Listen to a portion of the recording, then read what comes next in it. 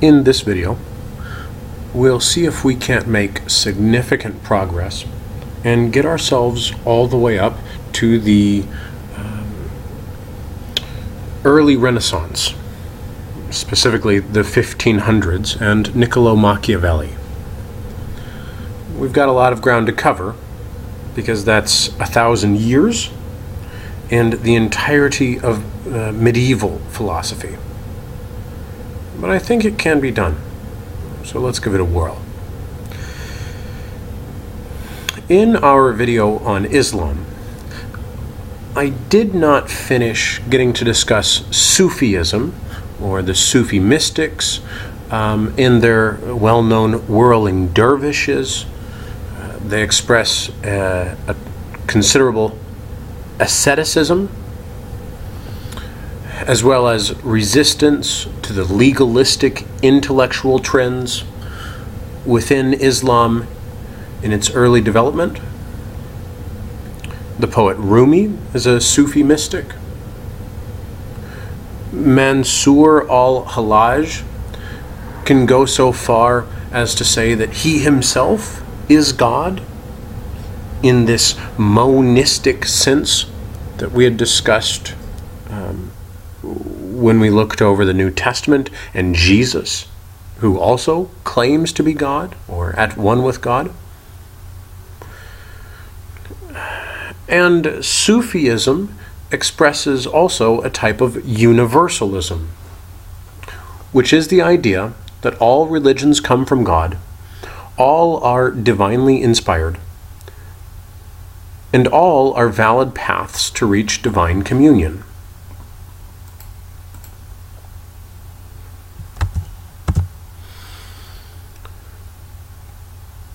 We have already discussed when we looked through the source texts for Islam, the Quran, the role that tolerance and toleration played in Islamic philosophy and Islamic culture and politics. Compare that to the Crusades and the Inquisition, the definition of which I'll provide here. I'll give you a moment to copy these into your notes.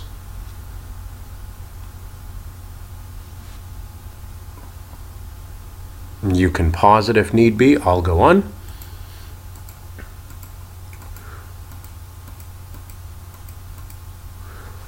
One of the most recent religions, major world religions to develop, is Sikhism. I'll be very brief with Sikhism. People who wear turbans generally are not Muslims. A Muslim man is more likely to wear a skull cap rather than a turban. A turban is the traditional headwear for observant Sikhs who traditionally do not cut their hair. I think the idea is, if God gives you something, you should take care of it. And so, since God gives men, as well as women, long hair, and men especially beards, they don't cut them as a sign of reverence to God. Thus, the turban is useful for protecting that long hair.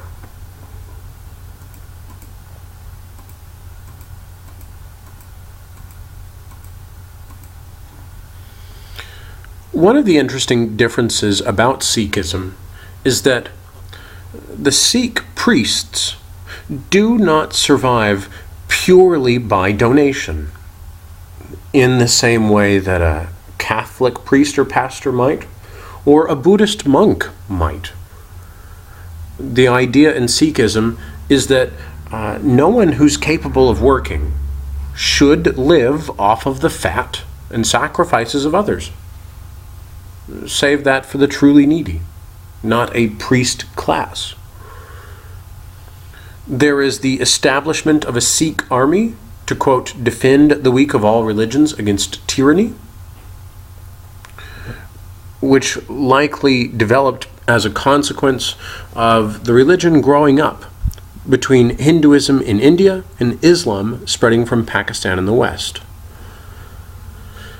Thus, Sikhism establishes a right to religious freedom, and paradoxically, it's both monotheistic as well as pluralistic, with the idea that there's one God called by many names by many peoples around the world.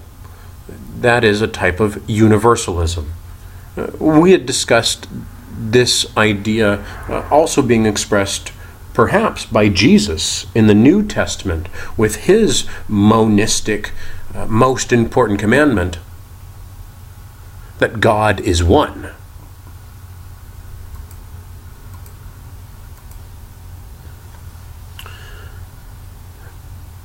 From this point on, we will turn our focus almost exclusively to the Western world and Europe.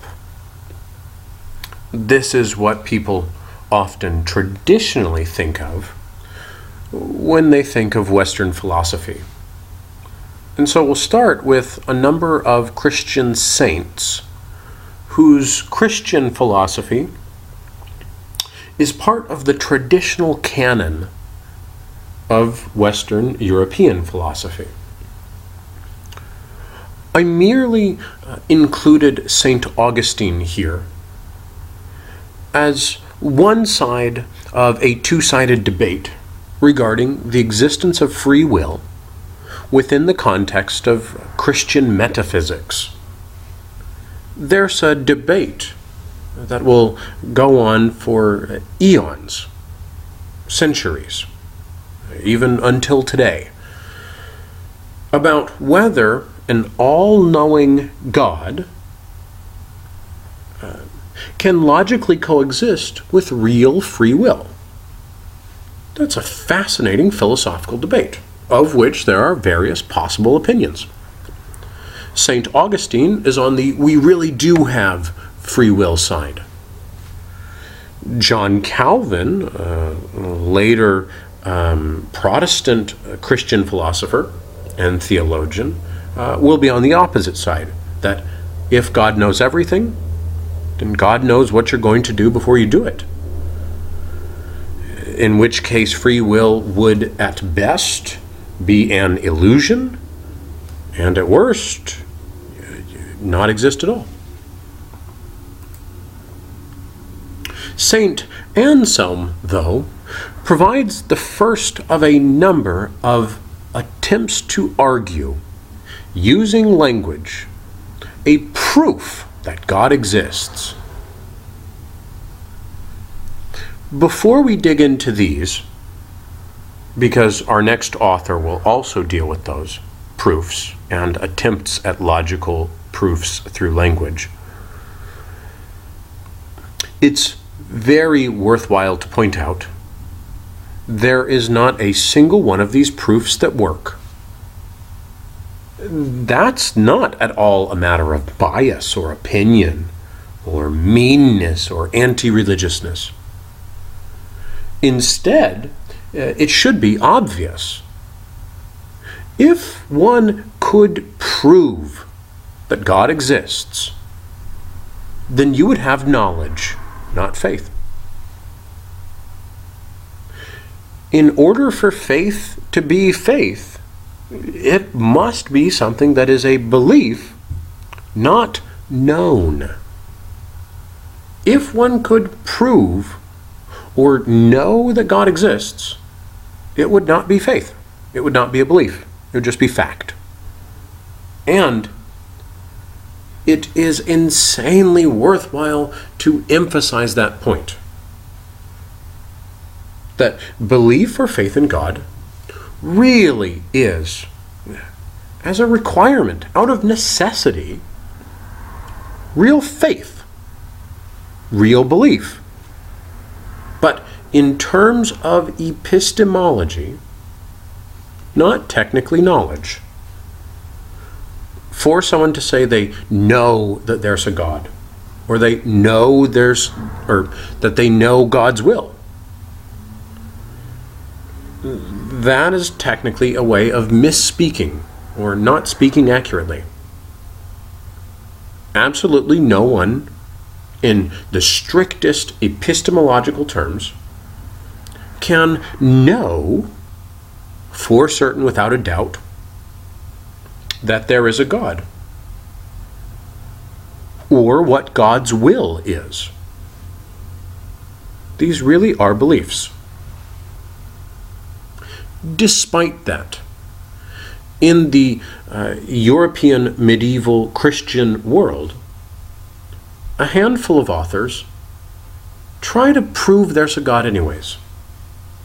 Perhaps for the sake of leading others to belief, or defending their own beliefs, or perhaps as a way of attempting to understand God and the logic of God deeper themselves. So in a text called the Proslogion, Saint Anselm provides what's referred to as an ontological proof. The Greek word onto means existence, and so ontological has to deal with a proof from existence, or what exists. Anselm's proof goes like this. God is defined as that than which nothing greater can be conceived. To translate that into simpler language, that means that God is the greatest thing you can think of. If you could think of something greater than God, then that thing would be God. The argument has two other parts, which I have not written down for you here. First off, that something that exists is greater than something that does not exist. Therefore, by definition, God must exist. That argument suffers from a type of logical fallacy we had discussed previously. It suffers from the circular argument or begging the question fallacy. There's another type of fallacy it might also run afoul of that we haven't discussed, called the existential fallacy. The existential fallacy was originally articulated and identified by Aristotle. Aristotle points out that we can come up with ingenious logical arguments about unicorns and Pegasuses all day long. But unless unicorns and Pegasuses actually exist, it's all made up. It's not logically binding. Anselm's argument we might understand a little bit better if we think of two piles of money sitting on a table in front of you. One stacked with $1 million that's real, and one stacked with $1 million that's imaginary. If I give you the choice between pile A and pile B, which one would you prefer? The real pile or the fictional pile? Obviously, you'd choose the real. That should give us some indication of Anselm's logic when he argues that something that exists is greater than something that does not exist. When applied to God, the idea is if you can think of a God that's imaginary, and you can also think of a God that's real, the real God is obviously a greater being than the imaginary one. Thus, if we have ingeniously defined God as the greatest thing you can think of,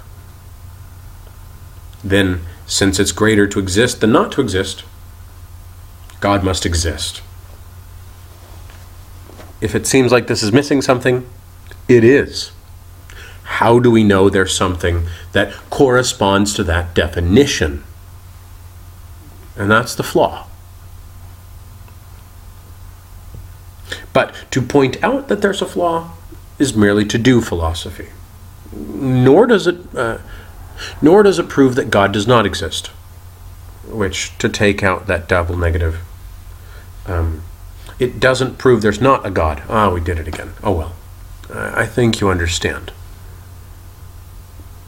It also doesn't prove with perfect logical accuracy that there is a God. And that's okay. I'll leave you to investigate further on St. Anselm and Augustine if you desire to, and we will deal with St. Thomas Aquinas. St. Thomas Aquinas is relevant for two important reasons. Number one, he takes Aristotle's philosophy and Christianizes it.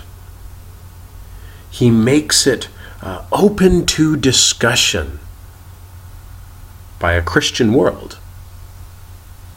Imagine that. A pre-Christian, non-Christian, pagan thinker advocating the use of reason and empirical observation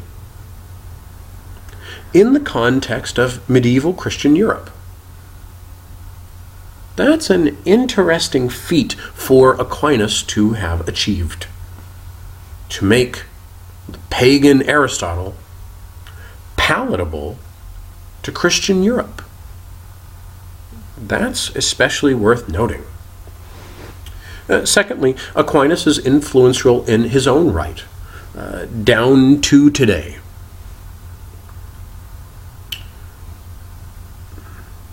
In my personal daily life, I have to drive a lot from one college campus to another. And on my drives, sometimes I like to listen to Catholic AM radio. So that way I can stay abreast of contemporary Catholic philosophy, because it's influential, politically, ethically, culturally, socially, things like that. I still hear, almost 1,000 years later, St. Thomas Aquinas being referenced as a good and reputable philosophical and theological source. So, to understand the influence of Christianity mixed with ancient Greek philosophy and logic, as well as metaphysics, and eventually science too, let's look through St. Thomas Aquinas, who, in a text called the Summa Theologica, meaning the highest theology, provides what's called a cosmological argument for the existence of God, and a version of an argument based on Aristotle that will become the basis for intelligent design theories. A debate which has re-emerged in importance since Darwin's introduction of the idea of evolution by natural selection.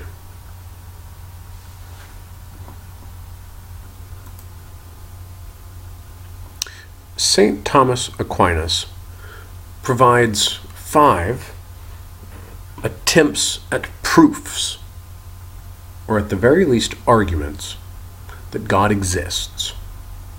And in doing so, as this artistic representation would suggest, provides a sort of philosophical, intellectual, as well as metaphysical foundation on which Christianity can be supported rationally. And that's important. If Christianity is not rational, it's not very tenable, meaning it's not likely to last for very long. If Christianity is rational, it can be eternal, which is, of course, the goal.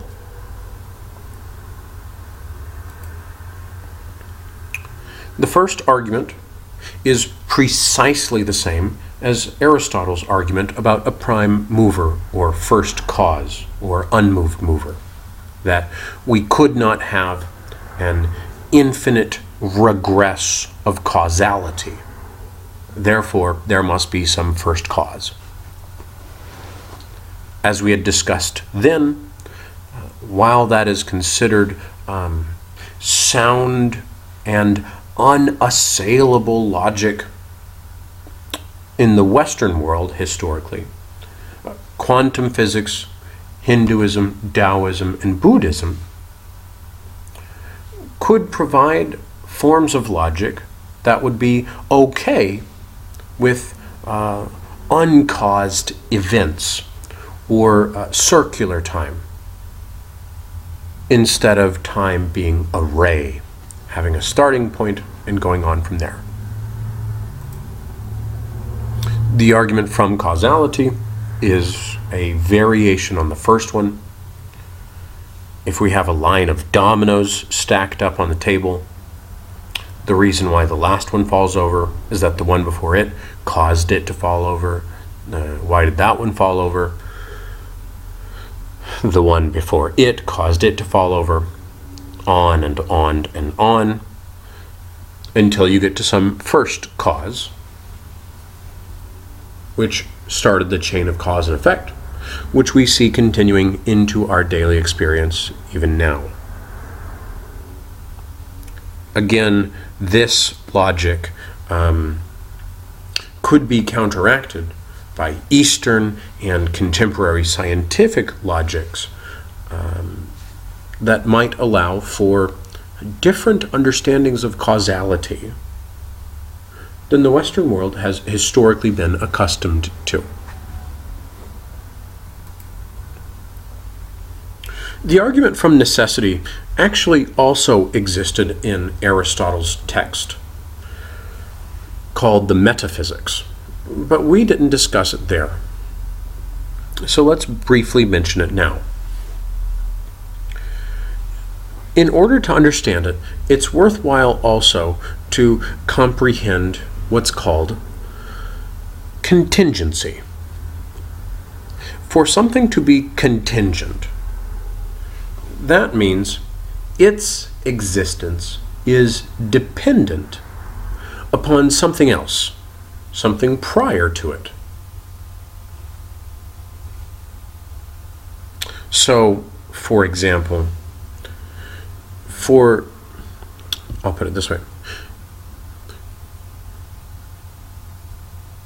You're receiving an A as a grade in this online course is contingent or dependent upon you doing all the work.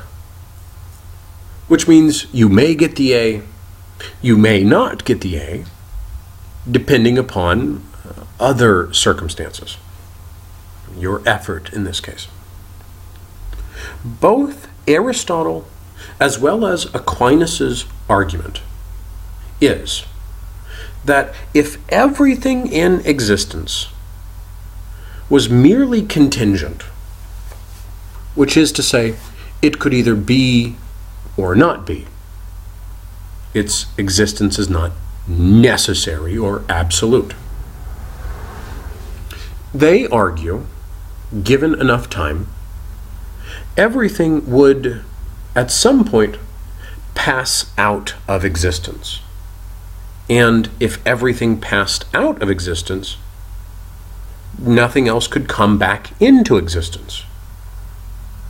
Because the traditional Western logic is that something cannot come from nothing.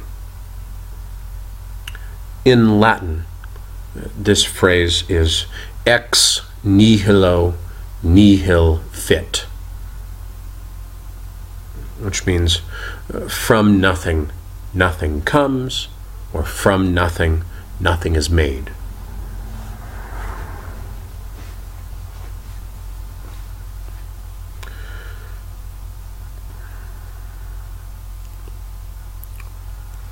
Again, contemporary quantum physics, and Taoism, as we had previously seen,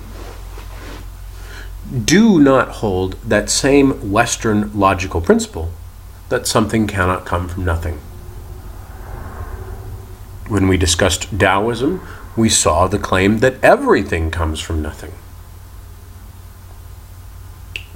Quantum physics, at least at present, allows for uncaused events, at least on the micro scale.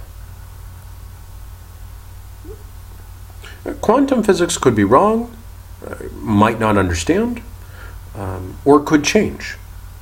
We'll discuss the philosophy of science and how to understand scientific claims right at the end of this semester.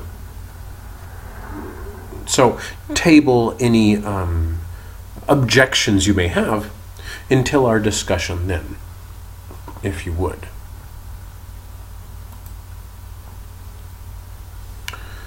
The argument from gradation makes the claim that God is the greatest of all good things. Both Aristotle and Plato have a version of an argument like this.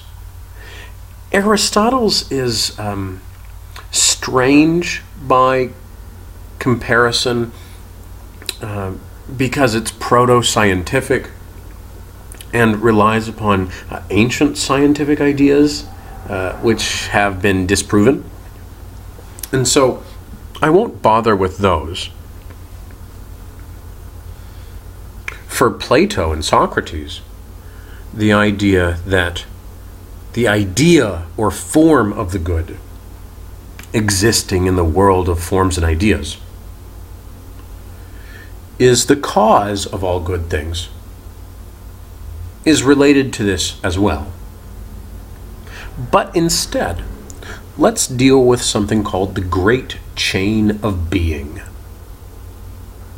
The Great Chain of Being is an especially medieval idea that everything that exists on a spectrum or a hierarchy or ladder, going from the most awesome to the most inferior. At the top of this chain would be God, below that his angels, below that humans, with humans also being stratified, kings and nobles at the top, peasants and merchants down below that, criminals and things like that down at the bottom. Below humans would be animals like horses and dogs and cats and insects. Below the insects would be the plants, who can't even move themselves around. Below that, the rocks themselves. And even more lowly than the rocks would be demons. And even the demons are not as horrific as the devil himself.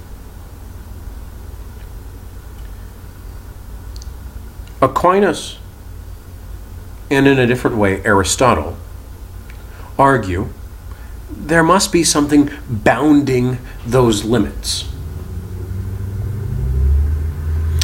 Aquinas commits Aristotle's existential fallacy in supposing that there must be something at the top and bottom end of that spectrum, which in the strictest logical terms he can't actually prove. He can only infer, guess, or believe.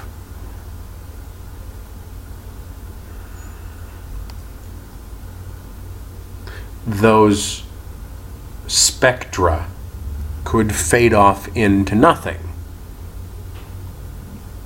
To suppose otherwise would be leaping to a conclusion unnecessarily and without perfect logical support.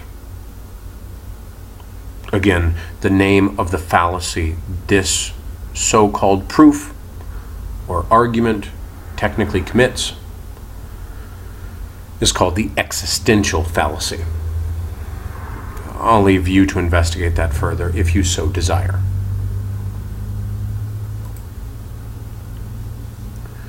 The argument from teleology, which will form the basis of a later intelligent design theory, and is a type of intelligent design theory, argues that things that act with purpose get their purpose from something that gives them purpose. So that if you found a stopwatch in the forest, you wouldn't suppose it had grown there, but that some intelligent designer had manufactured it and left it there. This has two forms of logical counter-arguments which are relevant in order to perceive that, unfortunately, this so-called proof does not manage to prove what it claims to prove.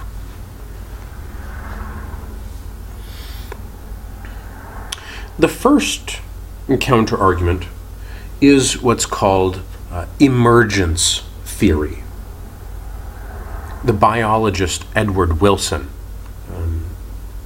wrote at length on this subject scientifically. Wilson studies ants. He's an entomologist. And what he argues is that organisms like ants or bees, each of which individually is pretty stupid, are capable in collaboration of exhibiting considerable intelligence. So that the intelligence emerges from unintelligence. Your brain likely works in a similar way. An individual neuron is perfectly stupid. It knows nothing. It has zero intelligence. It's just transmitting or not transmitting, almost in a binary form, on or off. But all those neurons together have an emergent phenomenon which we describe as consciousness. Or at least that's one possible understanding of consciousness. Perhaps it's an invisible supernatural soul.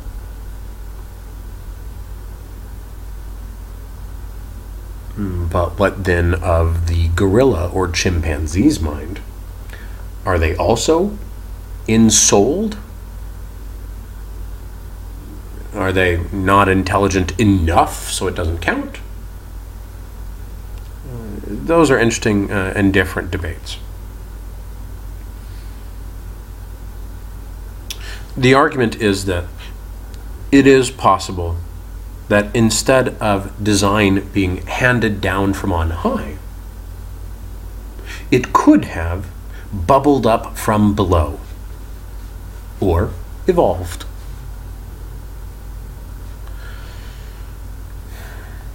A different type of counter-argument, upsetting Aquinas' attempt at perfect logical proof of God, is that, in fact, the human body may not be especially intelligently designed.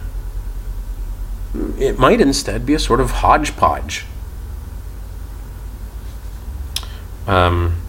There are numerous examples that people from all walks of life have put forward.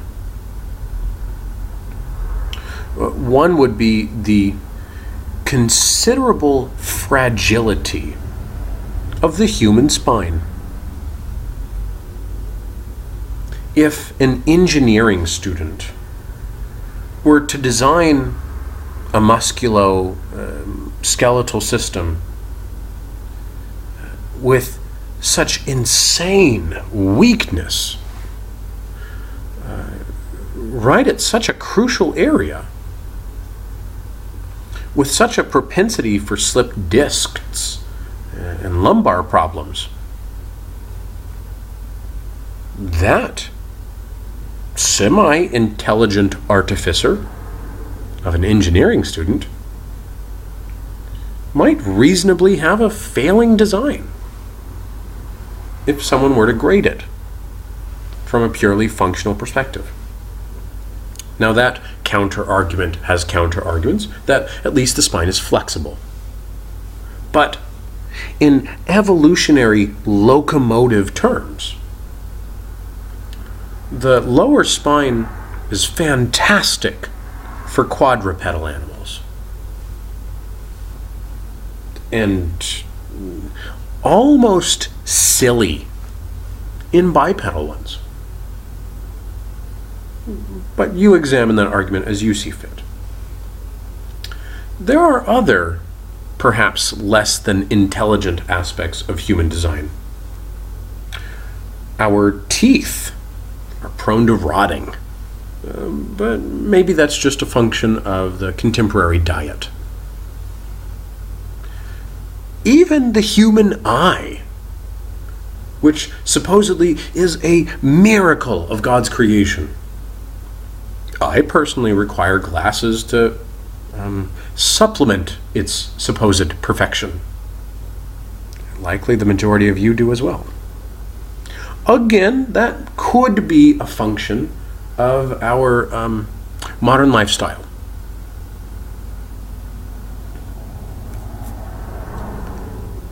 It's also possible to argue that a number of elements of things like the human digestive tract, with its unnecessary appendix, for example, or especially elements of the female reproductive system, might be somewhat less than the most intelligently designed they could be. The female menstrual cycle, from what I understand, can be significantly unpleasant. Is that intelligently designed, or a byproduct of an unintelligent process? Is a fascinating debate, which I won't answer for you. Or other things, like the hygienic requirements of the female reproductive organs and their incredible close proximity to the ultimate end of the excretory system, which is a biohazard zone, causing common problems for the female gender. Is that intelligently designed? Perhaps. Could you do better? Maybe so, maybe not. But that's the stuff of the argument, which goes to show that the proof, so-called, might still leave a bit to be desired. I'll go ahead and end this video here, and we'll pick up with the transition from the medieval world to the Renaissance, where things get even more fun. I hope you'll agree.